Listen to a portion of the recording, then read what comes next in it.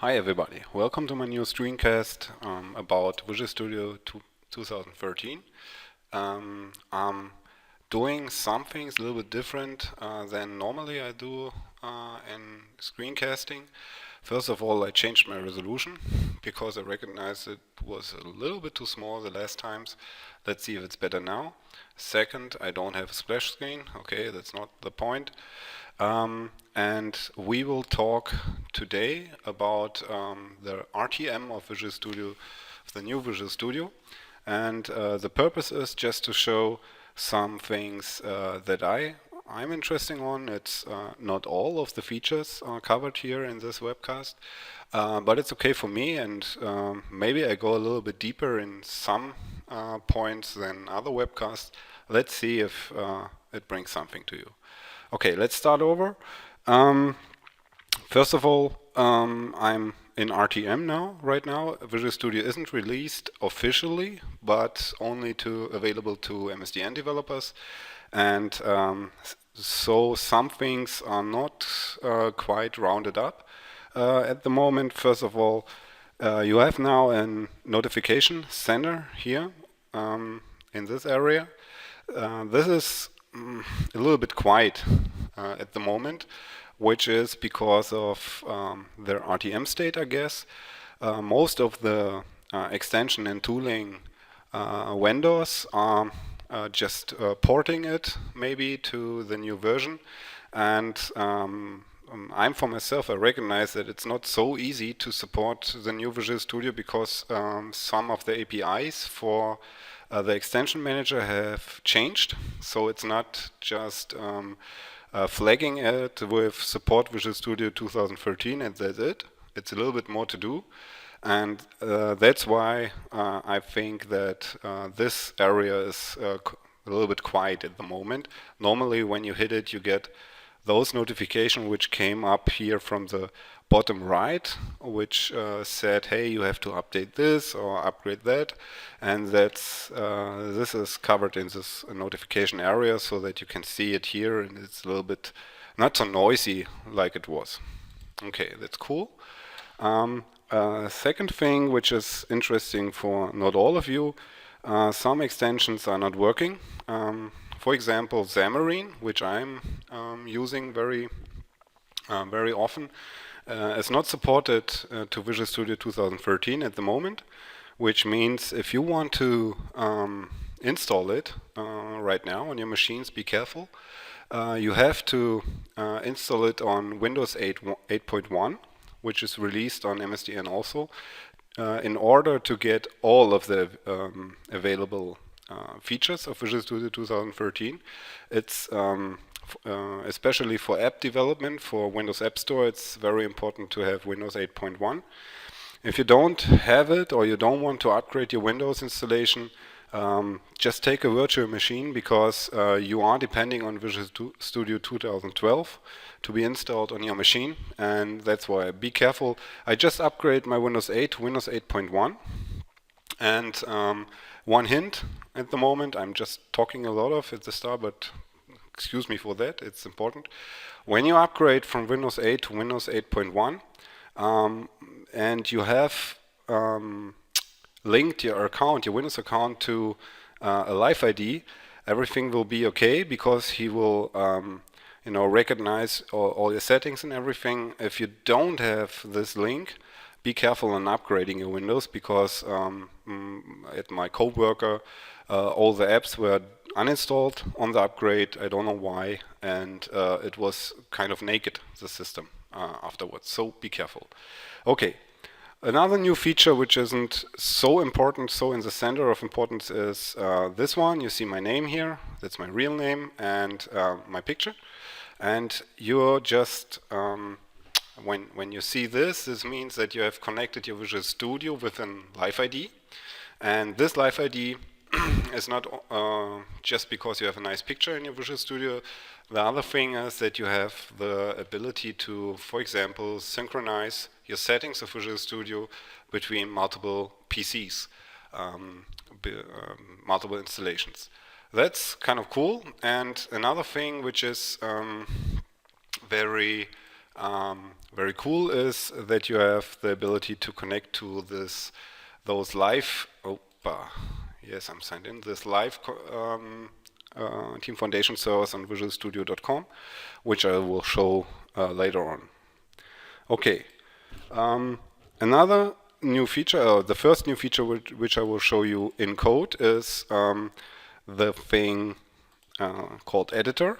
I just leave it this way, just click OK, so we can get to the editor.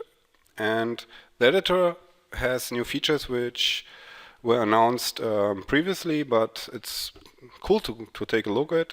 For example, code lens, which is this tiny little thing here up above. If you have, for example, another static void foo in your class, oh cool, and you go and use foo, then this code lens will recognize, hey, you used foo one time, and you can click it and you see this feature which allows you to see where foo is used, and you can take a look on it and code map and everything. It's just a shortcut to features which were available, like right click on foo and find all references, which is here. This comes up. Okay, that are not too much references, but if you have more than one, then this window will appear, and this is shortened up by code lens. Another feature is peak definition, which is even cooler. So let's say I have something which is out of sight, for example, and I mark my method and I hit Alt and F12. This is peak definition. Peak definition is a built-in or an in-place preview of the code where you are pointing to, and it's not a preview simply, it's editable. So you can go inside and type something, console, right line, foo. Okay, you can then close this peak definition and you edit it here, in fact. That's cool. It's extremely cool. And another feature which wasn't announced so big, but which is, in my opinion, very important. Let's see what happens, by the way, if I just change it and say return 1 and say var x equals 2 and just hit here in debug point and stop point and go and start it. So first of all, you see in the background my application starts, and now what's very important is the window which isn't visible at the moment.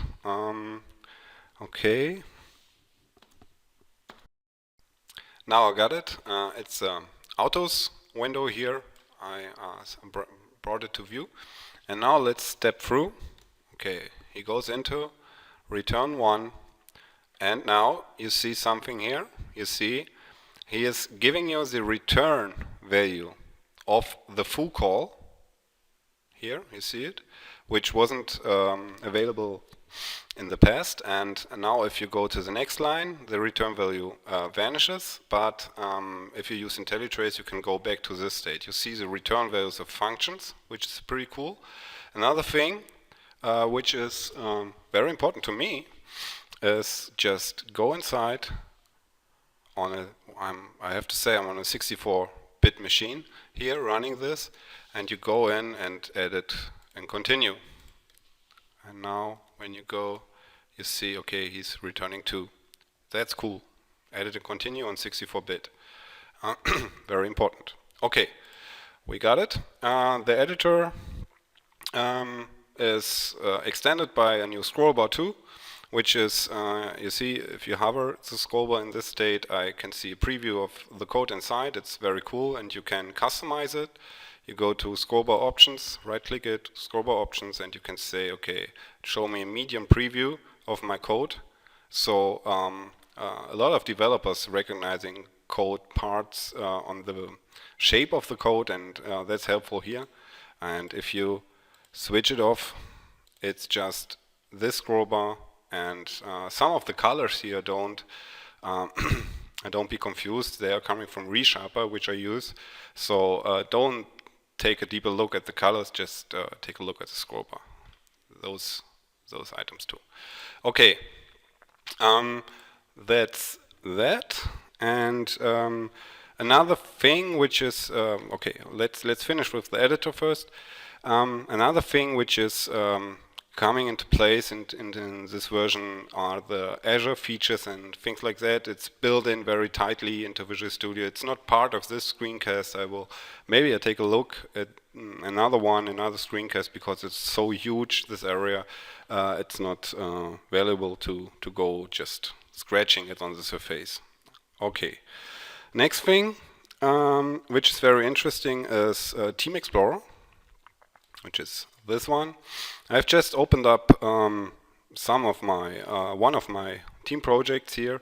You can see that Team Explorer has changed visually. So you don't have this nested tree view-like thing, but you have buttons now for those areas. There are no new areas exactly, but it's just clearer. And one thing is very cool. If I go to my work, for example, and just don't show me this. Okay, that's a normal view. You have the ability to just undock my work from Team Explorer. No, actually you can't undock my work. That was a bad example, but you can undock pending changes, for example. You can just hit this key, undock from Team Explorer, so you get another window. I bring it into view, here it is. So you can just navigate in Team Explorer to, for example, my work, and now you have both pending changes and my work in one place. You can dog it somewhere, and if you close it here, just simply like that, and you go to pending changes again from Team Explorer, so it's docked again. That's kind of cool. Somebody thought about something, that's cool. Another new feature are those links on the top. First of all, web portal is relatively clear what it is. Taskboard is new to TFS 2013, and it's only available if you're working against the TFS 2013. And no, Taskboard, sorry, not Taskboard, but Team Room and Taskboards are new. Just to show you this thing, which I'm very confused about, you see it. I'm just opened here Team Web Access on Team Foundation Service, which means it's a team project on visualstudio.com.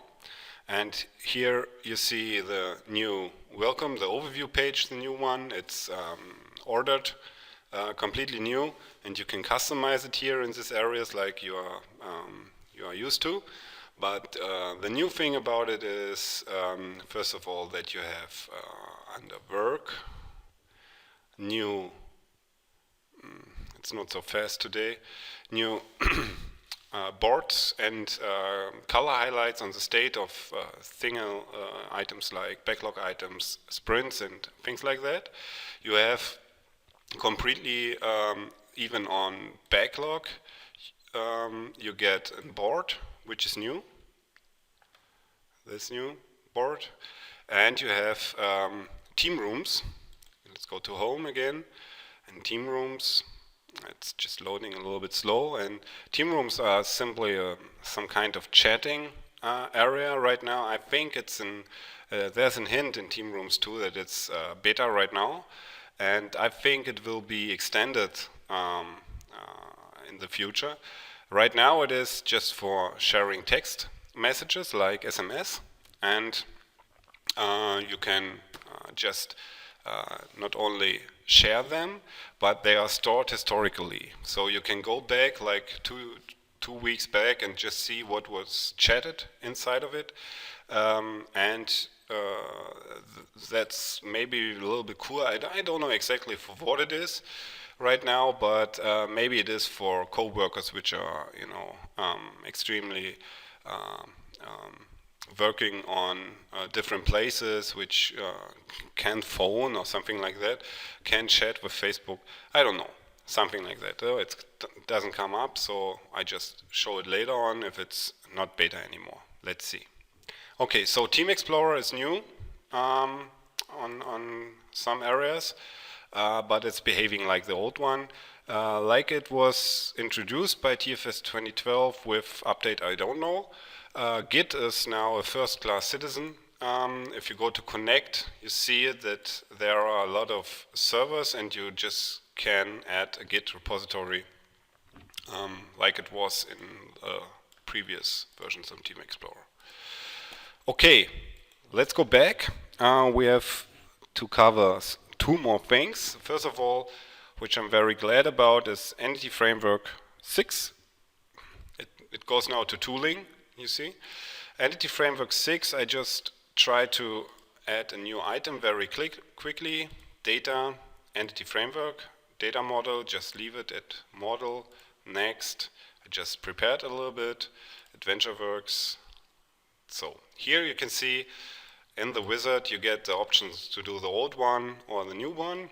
Okay, next, pluralize them and just take one, I don't know, name one schema. Finish. So now it should come up. Thank you. It should come up with my model.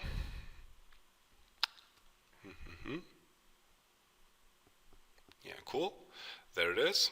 And now just use this model using var ctx equals to new AdventureWorks entities. Now, just two things to show. I just add a console read key so we can see something. CTX, first of all, has the ability to map the log. That's a new property, log, and you see it's the action of string. So you can bind it to actions like console write line. That's it. And now you do something on this context. Let's say var, let's say console write line ctx. What do we get? Contact types count. So what's happening here on the database level? That's the purpose of this line. Just hit it and bring it into view, and now you see this one. You see, this is my output count, and here you can see what kind of DML command was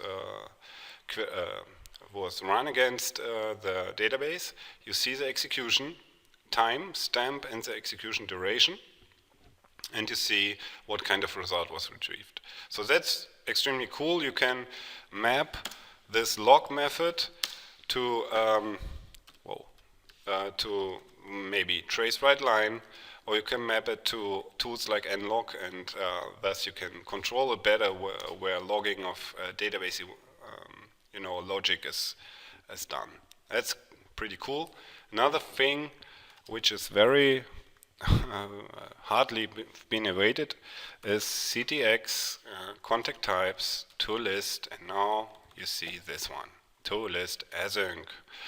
That's a point where things start to make sense to me, because async await is supported longer time now, but the chain of logic ended on database for me, and I had to simulate asynchronous calls using delegates, things like that. Now I can go straight to the database in async mode. It's not simple if you think about it. It's a little bit, things are have to be in mind when you go async to database. It's not just that, but it's possible now and it's built in, and that's what it needs to be. That's cool. Entity Framework. There are a lot more things under the hood of Entity Framework, which I can't cover now in this webcast. I will do it later on, I'm sure. Okay. Another thing is a big area of web development. So I have to just go and hit Add New Project and go to Web. And first of all, you see, whoa, where is it gone? The old stuff is here in Visual Studio 2012. If you have installed it, you can see ASP.NET, all the stuff. If you go to web, you can go to 4.5.1, the new .NET framework, which brings a lot of new stuff. I can't go into that right now. But here's ASP.NET Web Application is one group, one parent for all of these items which are available in web development. If I go to OK, I'll see the new wizard dialog for creating a new web application. So you can go to web forms from here on, and you can go to MVC, which you see here on the bottom will change some things. You see here, Web API is not only Web API but also MVC because API controller comes from MVC. That's straightforward. And on MVC you see you can change authentication right now into place. This area was very complicated in the past, and it was, in my opinion, too complicated. There are a lot of strange classes inside of it, and if you like to override how authentication works, it's kind of weird to me. But now you have a good entry point to say, hey, I will use on-premise organizational accounts like standing here, Active Directory, please don't use Azure and NSA and blah, or do use it or whatever. Windows authentication, individual like OWIN and OAuth, things like that, or even no authentication, whatever. So just go and use it in the default and just see what happens. Under the hood, and few things have changed. Scott Hanselman has a good article on that. Just take a look. Let's see. It's called Screencasts, What's New in Visual Studio 2013. There's a lot of stuff for HTML5, CSS, browser link, which I won't cover here. Browser link is very cool here. Browser link, blah. And I just don't want to repeat him because he's better in screencasting than me, and he speaks English a lot better, and so go on. Here you can see the new starting page of ASP.NET. It's ready now. You can just go and have some links here, and it's better for beginners. And what's new is Bootstrap. Bootstrap is a framework for creating responsive layout, but not only in the point of responsiveness, but it brings a little bit of styling here and cool elements there. It's pretty cool, Bootstrap. There are other frameworks. I fell in love a little bit with ZERP Foundation, which I want to mention here. It's cool too, and it's not much work to change those responsive frameworks. It's just about changing to include them via NuGet and then to change the layout page, and that's it. Oh, that's pretty cool.